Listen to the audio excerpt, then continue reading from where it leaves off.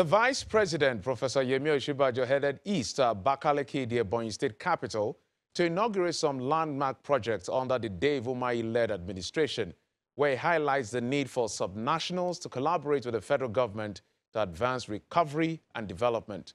Later that evening, he was hosted to a state banquet as dignitaries and guests were treated to some good African cuisine and entertainment. Professor Osinbajo's visit to Ebonyi State is our focus on this episode of Special Report. Thanks for joining us. I'm Jeffrey Uzongo. Rising from its 20th meeting in Maiduguri, the Borno State capital in 2021, the 21st edition of the National Council on Development Planning meeting held in Abakaliki, the Ebonyi State capital, with the theme, Good Governance and Institutional Capacity, Pathway to Sustainable National Development.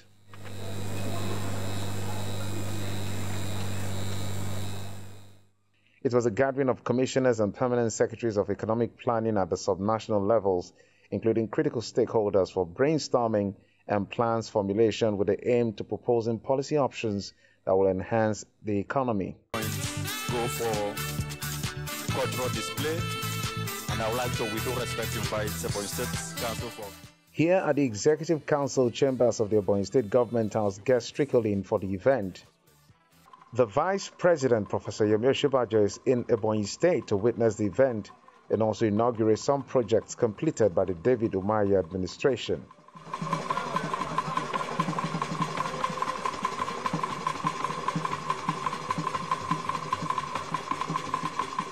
The Governor of Ebonyi State and Chairman Southeast Governors Forum, Dave Umahi, welcomes the special guests with a presentation of kola nuts and prayers as Igbo custom demands.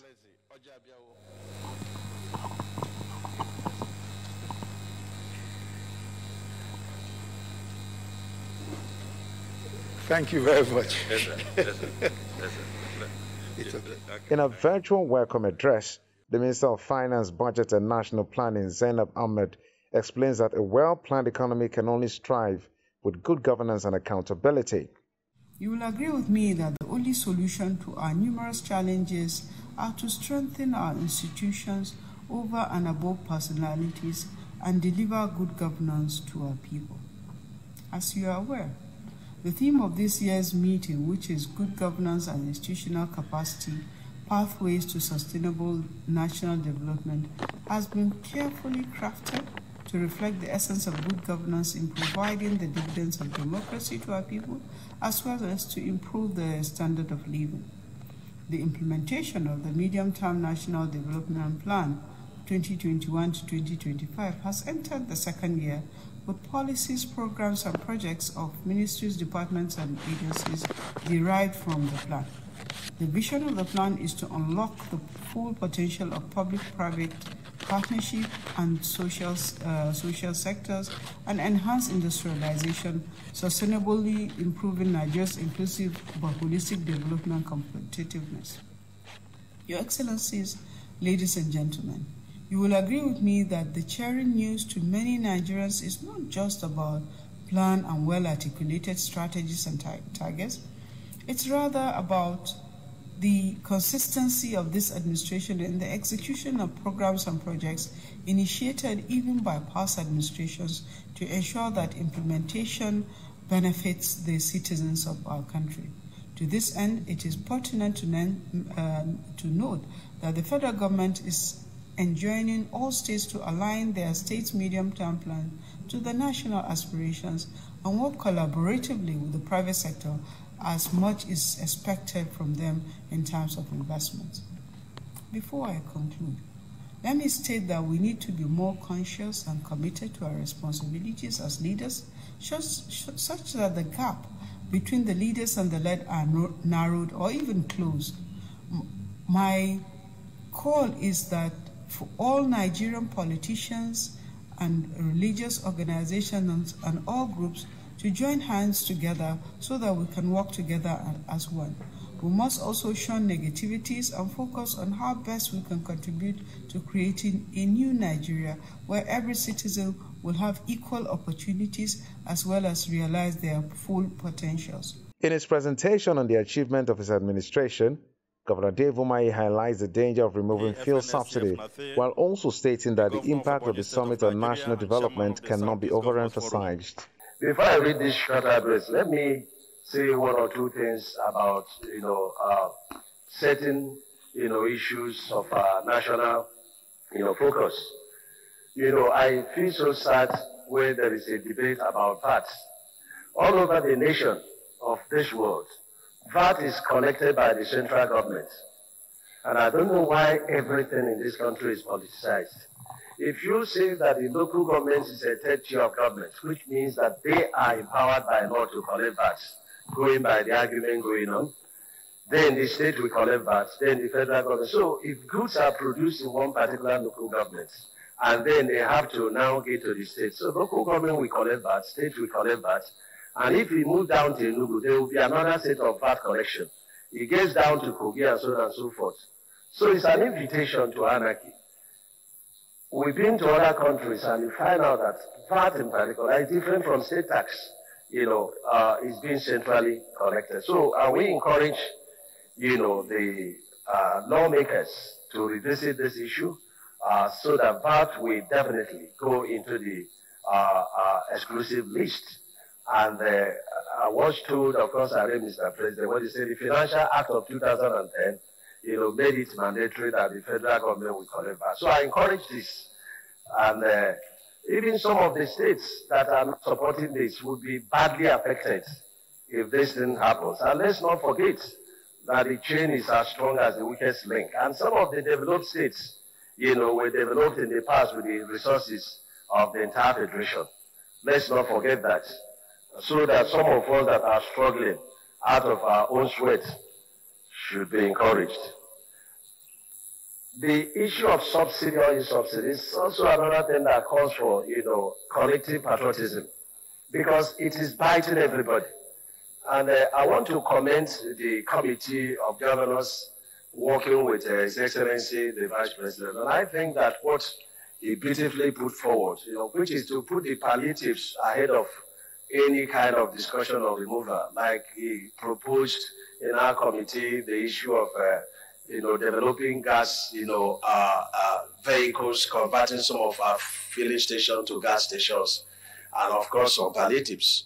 I believe that the committee will have to revisit that so that we can reduce this madness that is called subsidy, which seems to be a monster, and which the nation Nigeria, not through politics, but through patriotism and commitment, for the future of our children, should honestly address.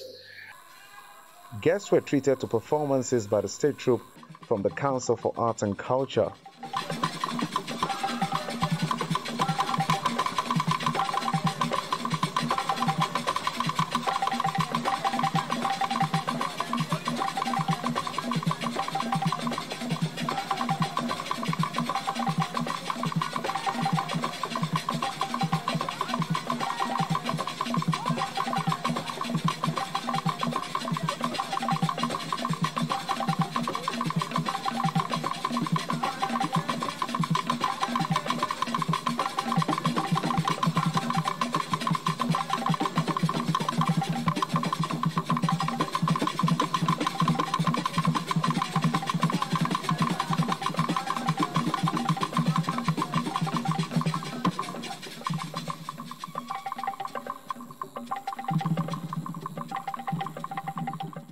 Before heading out to commission projects in the state, the Vice President in his speech maintains that transparency and accountability are key for any system to achieve greatness.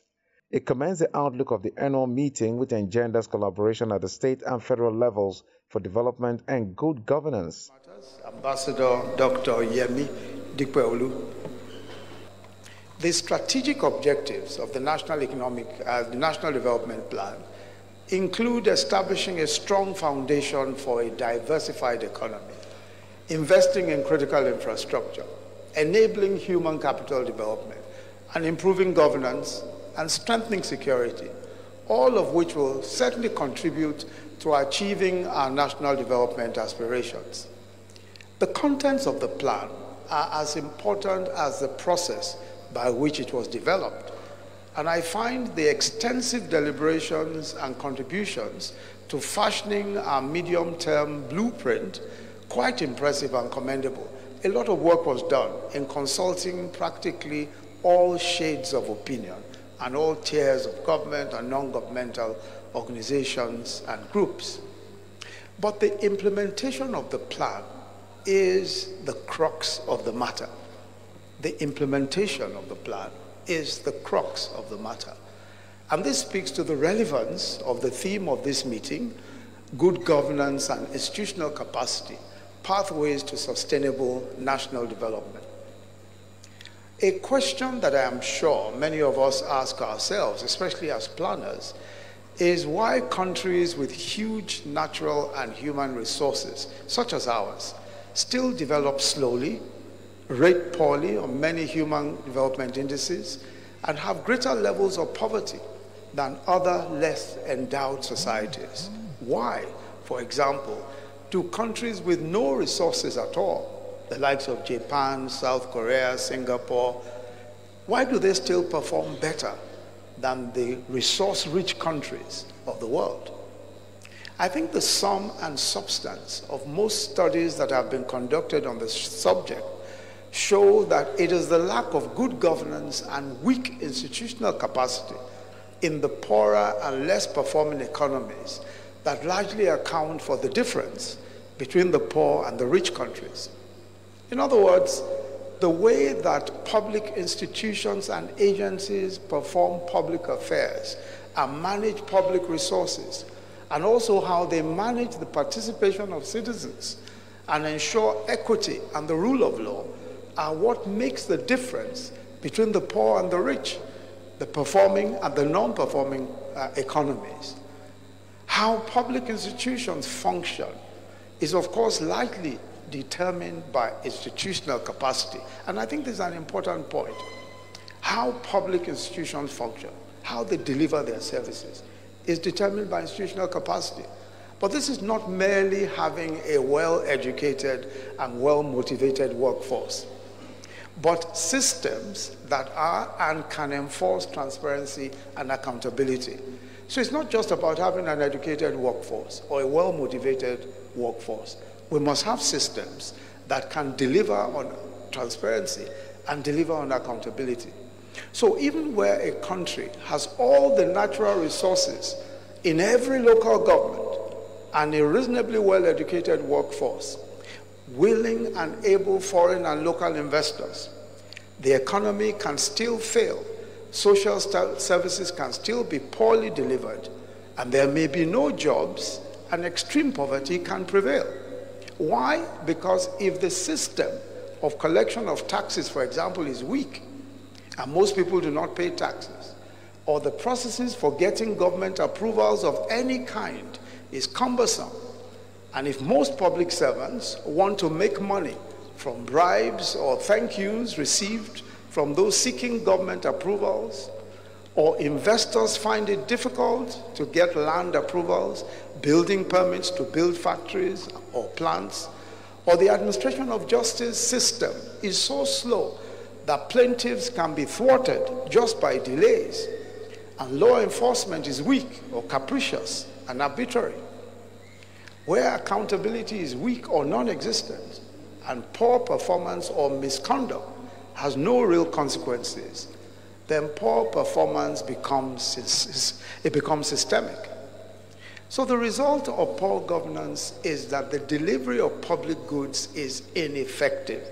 Every public service is affected, whether it is in collection of taxes, as we said, or delivery of social programs, or public education, or health services, obtaining trade facilitation approvals, or even just obtaining passports or driver's licenses, or any kind of forbearance from the state, or the running of power services, whatever.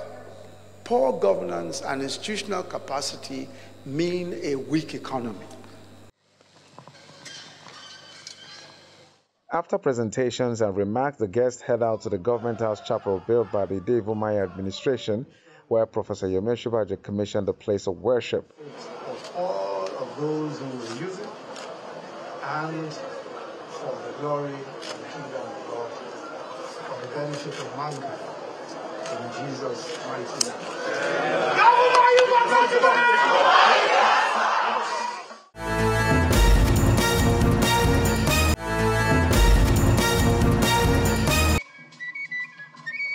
Later that evening, the Vice President in company of his host converged on the Ecumenical Center, Abakaliki, for a state banquet in honor of Professor Yemi Osinbajo.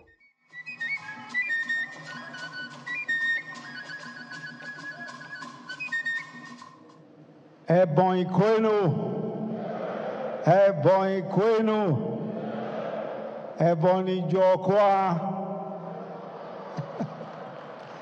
Ebonyi unundewo. It's such a great pleasure to be here again in Abakaliki, Ebonyi State, the salt of the nation. And I think that this salt has been made even more pleasant by the activities of my host and dear brother, Governor David Umahi, who, it appears, I think the governor is on a very, very exciting competition with the glitz and glamour of Dubai. I think very soon we might find that this place is becoming a Dubai. An hour ago, we walked down the President Muhammadu Buhari light tunnel, located here at the Akanu Ibiam Junction, and we walked through a dazzling avenue of lights to the mall, a mall that matches any mall anywhere in the world in grandeur and beauty. And here we are at this architectural wonder, the Christian Ecumenical Center. Earlier today, I was taken round for commissioning of several projects.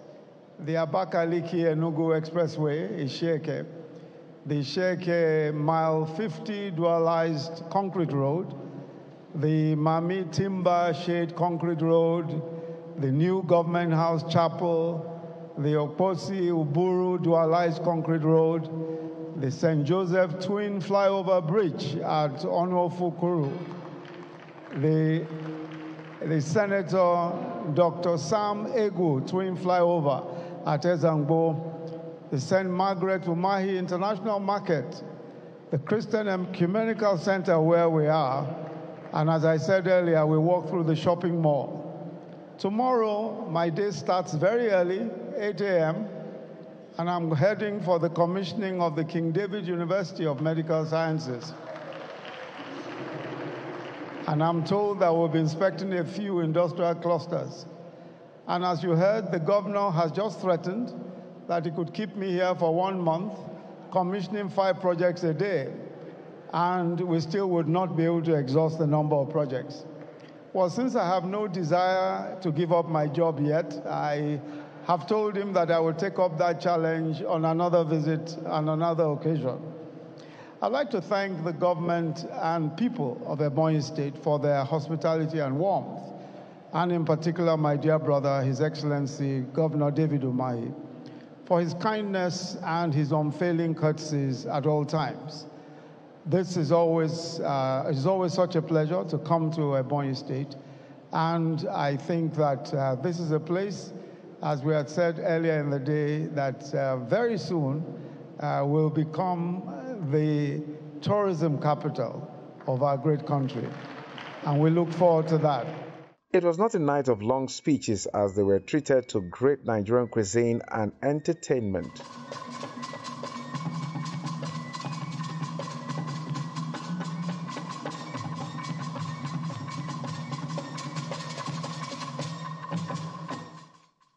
Then comes a presentation of gifts and appreciation.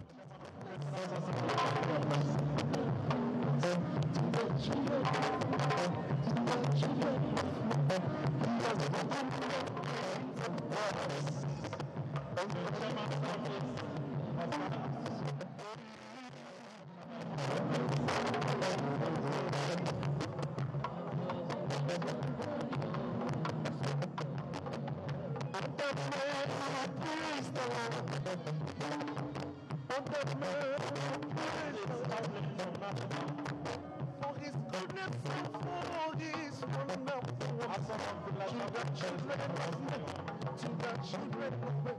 Goodness and for his wonderful works, to the children of men, to the children of men, he has proclaimed. Only the governors, alongside with the federal government, will tell the story of how we have been managing the finances of this nation. I thank Mr. President quite a lot. He has supported all the states equally, whether it is APGA state or PDP state or APC state. His support has been very much equal to all the states, right from 2015. I recall that my state, when I was in PDP, until I was pushed out and pushed into a better home, this is the place, the first place that Mr. President outside his hometown slept, even as a PDP governor, which shows that your government is not interested in party. The party is just a mere vehicle to get your destination. And the important thing is the business of the destination. And so I want to thank the Honorable Minister of Finance, the CBN Governor, even though he's not here, our dear Vice President, the Minister of State for Finance, the PAM Secretary. Each time we are challenged, we run to the Vice President. He's the chairman of the Economic Council, and he's been quite very helpful. And so, whether we are getting support at states, we are deeply getting support. So I was Deputy Governor, and I can compare the both administrations. Even it is only the APC government that we pay the opposition party and pay a particular state up to 78 billion in an election year. What a heart. So I want to thank you, and I want to say that all the support we get from federal government, our IGR, and the support of the stakeholders of the state, they are what you have experienced today. And I want to say, Mr. Vice President, that if you or Mr. President will spend 1 month here commissioning a minimum of 5 projects every day, not 5 kilometers of route, from 10 kilometers upwards, you will be spending not less than 45 days continuous project commissioning without completing them.